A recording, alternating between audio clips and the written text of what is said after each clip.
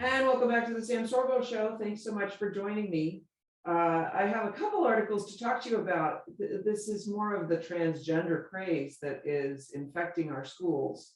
And I will say that I'm kind of encouraged by it because I think that the more that this happens, the more people will wake up and say, well, that's not education.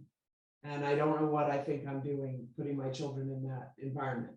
That's what I'm hopeful for, because you don't need school. That's it. You don't need it. You don't need it for an education. Your children don't need it. You don't need it as a babysitter. You just don't need it. By the way, I have a conference coming up, very excited about it, here in South Florida. It'll be in Port St. Lucie. And that's just north. It's a bit of a drive north of Fort Lauderdale, but I think that might be the closest airport. Although Orlando might also be close. June 24 and 25. It's the evening, the Friday evening, and then all day Saturday. Very excited about it. Had a planning session yesterday, and we're getting a lot of stuff prepared.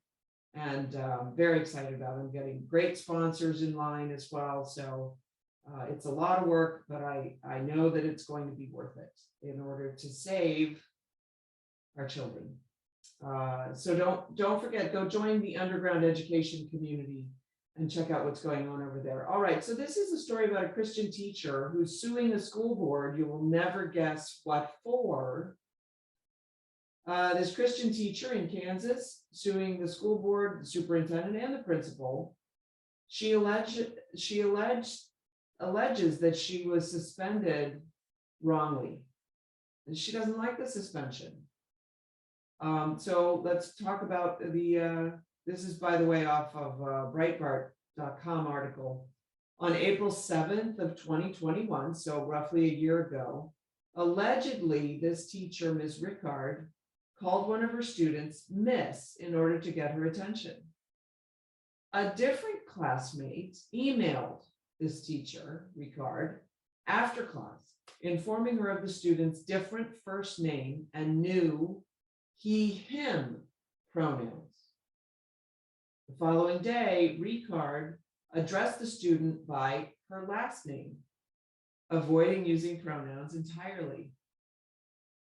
But the same classmate got frustrated and wrote her a note to the teacher. And the note said, his pronouns are he, him. And if you can't act like an adult and respect him and his pronouns, then prepare yourself to deal with his mother, since you can't be a decent human being and respect him. All you're doing right now is showing that you're transphobic and don't care that you're being visibly transphobic. Here's what's fascinating to me about this. It's very, very poor grammar. There's no punctuation. Well, there's two periods, but there's terrible punctuation mistakes, and all the contractions have no punctuation. But also prepare yourself to deal with his mother. Like, I'm threatening that someone else is going to be upset and come talk to you. Like, what's that about? So a couple days go by, and Ricard went and talked to school officials. And then later that same day, the district put her on a 3-day paid suspension while the school officials were planning to investigate any possible violations of school board policy. That's according to the complaint. But once she returned from the suspension, the school reprimanded her for allegedly violating school board policies. They also ordered her to use the student's new name and pronouns. She signed the reprimand, but she also hand wrote on it, I do not agree with this. But see, it doesn't matter if you don't agree. You're not entitled to your opinion. You work for the school. That's why Christian teachers are tremendously compromised when they work in public schools, because they don't get freedom of conscience when they're working inside the public school. Like this teacher, she's not allowed to have her own religion. She must adopt the school's religion. So they had a closed board hearing. They allegedly they denied her request for specific accommodation and a policy that would allow her to continue to address students by their names while refraining to use any preferred pronouns at all. And the school had suspended her in April, but she also claims that the school had no formal policy. They suspended her for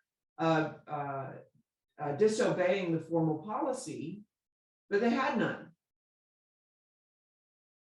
at the time.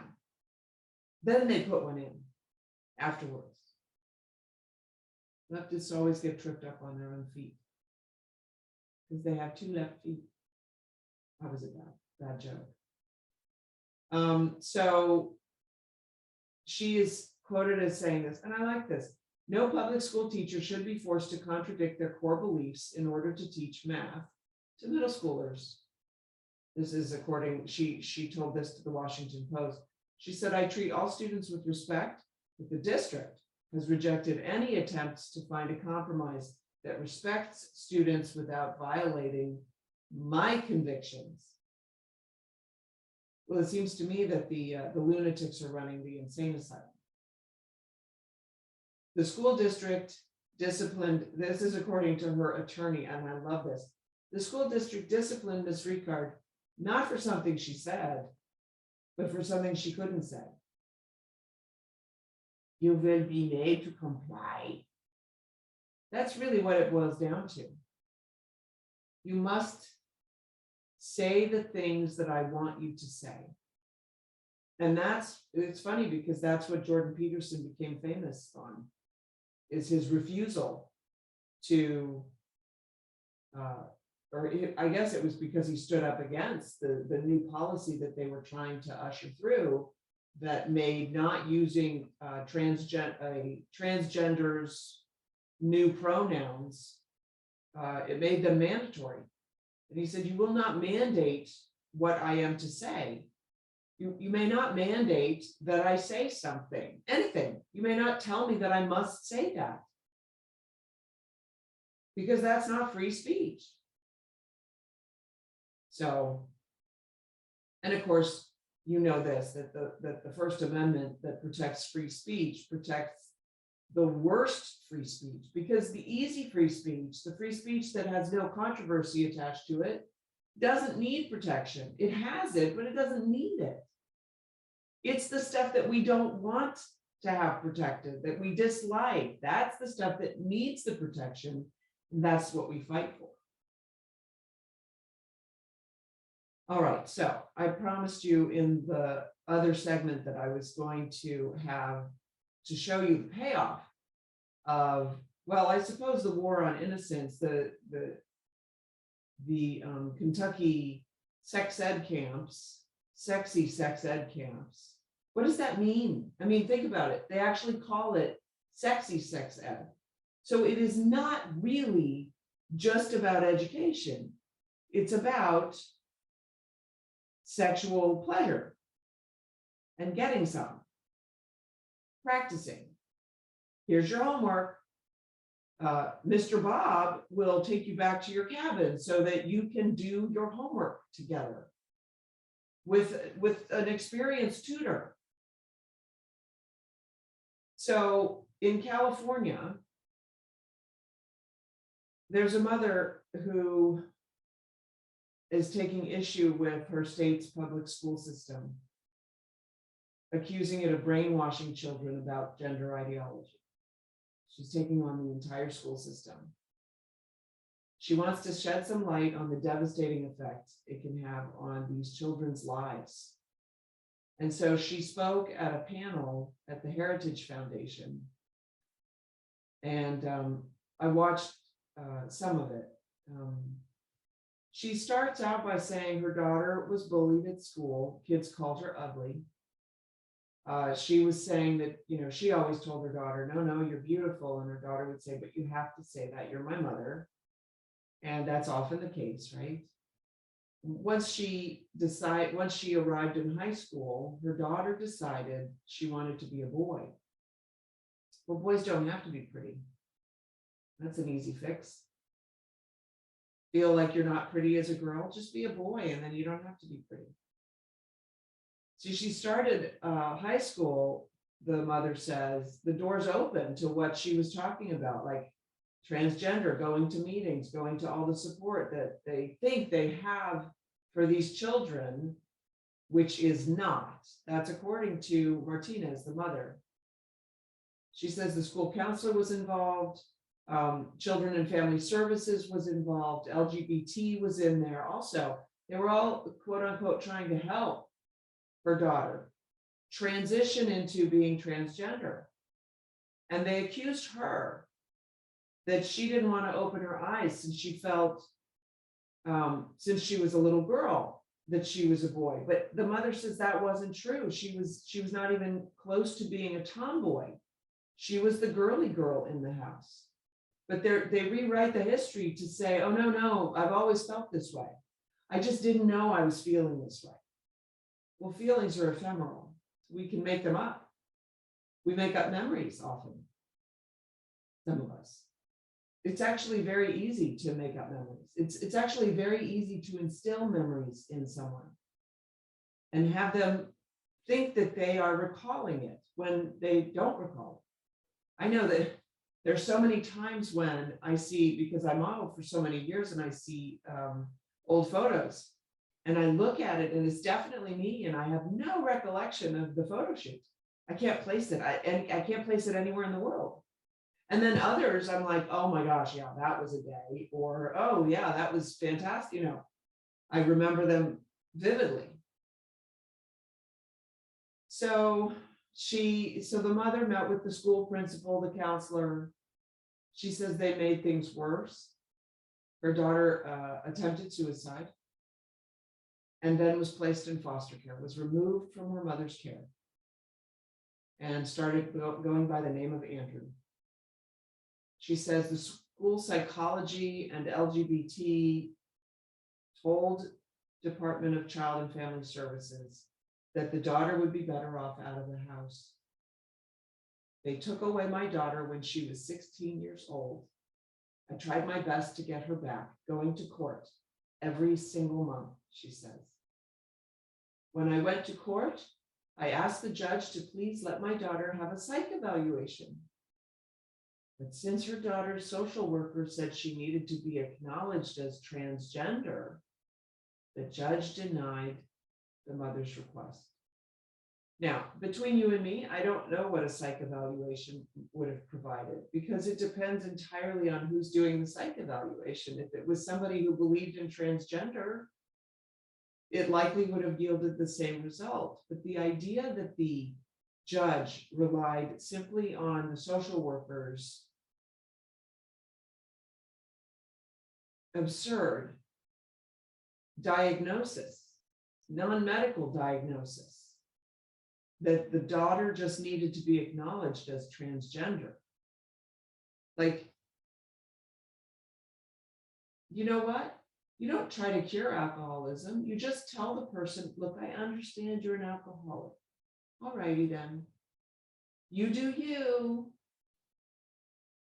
At some point, we have to understand we are not doing these people any favors.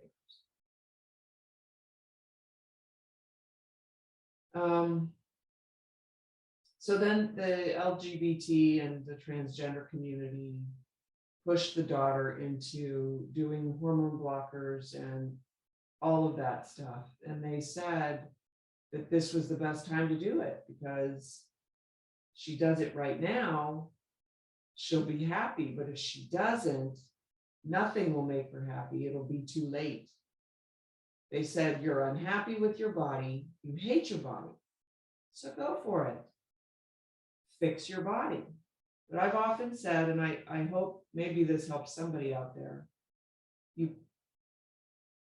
The idea that you are a different gender born into the body that you have is so dissociative, it can't help but destroy you. And so the sooner that you recognize that, and the fact that it's a spiritual problem, it's not a physical problem, it's a spiritual problem. The closer you'll be to getting help, because you cannot solve a spiritual problem with a physical solution.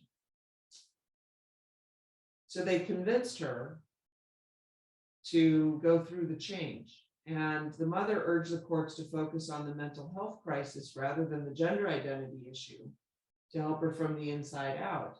They weren't listening. She said what hurt her the most was she was told not to talk about God. You don't want to bring any kind of higher purpose or higher intelligence into this conversation, because the conversation is really all about the denial of God, of being a created individual. You're not, you're in charge of everything. And by the way, with that comes tremendous responsibility, which I dare say is the crisis that teenagers are facing, is as they awaken to the world, they understand the tremendous responsibility that they have for themselves, and they have no one to rely on. Whereas if you grow up understanding that God created you and ultimately bears responsibility in a sense, that it's a partnership, if you will, then there's some relief. So a social worker warned Martinez that talking about God was going to make Andrew feel uncomfortable because he's in danger of committing suicide. See, they always mix up, they put the cart before the horse, they say things out of order. That's just out of order. The state of Texas recently decided that the sex change procedures for children are equal to child abuse. And as a result, the largest US pediatric hospital there has now canceled their puberty blocking transgender treatments for kids. But the transgender advocates, I should add also that the transgender advocates also have acknowledged that the majority of pre-adolescent children who struggle with gender identity will outgrow it by adulthood. But even though they acknowledge that, we're not allowed to know or support delaying a decision until you reach adulthood. And by the way, the studies have now proven that young men's brains don't actually fully mature until they're like 27, 28. We think we know so much. We don't. So unfortunately, this woman has experienced this and ended up losing her daughter, which is really too bad. But that's the cost. And she's suing. I think she's suing. She's not suing. She's just accusing them. I wonder if there's any kind of recompense. There ought to be. I know that the medical community maybe doesn't, but she's got to find some medical community members who would support her case. Dangerous neglect, criminal, I don't know. There must be something. There ought to be something. Because these people have power that they don't deserve, and it confers some kind of authority that they shouldn't have. And we ought to try to fix that. All right, so we covered those two. And now I hope you're seeing sort of the big picture of how this is all going to play out as we move forward. And that's why you need to get your children out of the school system All right, that's me harping. This is the Sam Sorbo Show. Thanks so much for listening.